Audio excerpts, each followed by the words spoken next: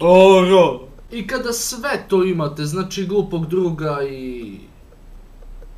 da, možete da počnete sa radom. Brate, moram nešto ti kažem. Reci, brate. Brate, ovo je stvarno teško za mene da ti kažem, ali... Pa kaži slobodno. Ti si u svojem. Daj ne se. Ozbiljno ti kažem, ćeš da zovem sad Kevu. Ajde, pozovi. Mama! Mama! Kuj me kurac više bre zovete bre, jebem vas ustava sjebem bre, ne mogu više bre od vas da varem bre. A tata ne vari? Ma vari jo! Nemoguće. Pa nisi ti Ronaldo. Ha? Šta je sad? Carlos ono. Polu-vrijeme? Polu-vrijeme! Koliko? Molim te, kaži mi koliko je! 3-2 za mene. Šta za tebe za... I počinjemo drugo.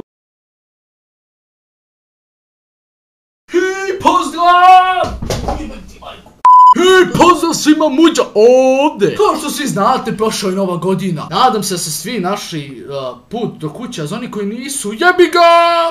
Pošto znam da 99,9% vas je slavilo novu godinu s prisustvom alkohola, loših kurvi i pesme od Bore Driljače koja je stara 20 godina, ja sam odlučio vam pokažem kako sam ja proslavio novu godinu. Ja provodim novu godinu u veoma unikatan način. U principu to izgleda ovako.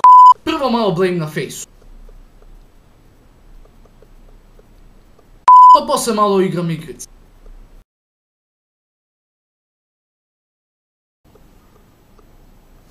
I pozdrav svima. Ljudi, muđa ovdje. Svako od nas ima trenutke u životu kada mu je dosadno, kada ne zna šta će da radi sa sobom. A ima neki od nas koji poludu takvim trenucima.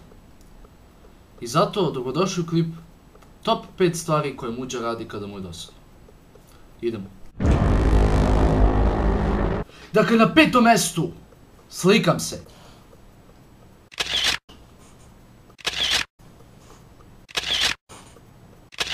Na 4. mjestu slušam muziku.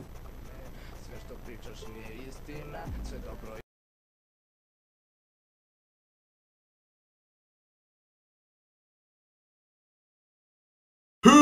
Pozdrav svima ljudi muđa ovdje i ljudi, danas ću da vam pokažem šta radim kada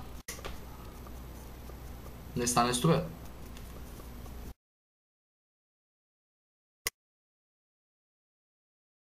Na 5. mjestu paničim.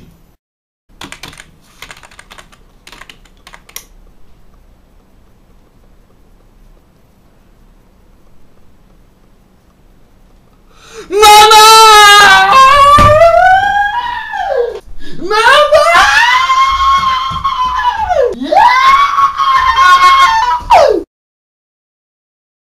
Na 4. mjestu čekam da dođe struja. Aj, molim te dođi. Molim.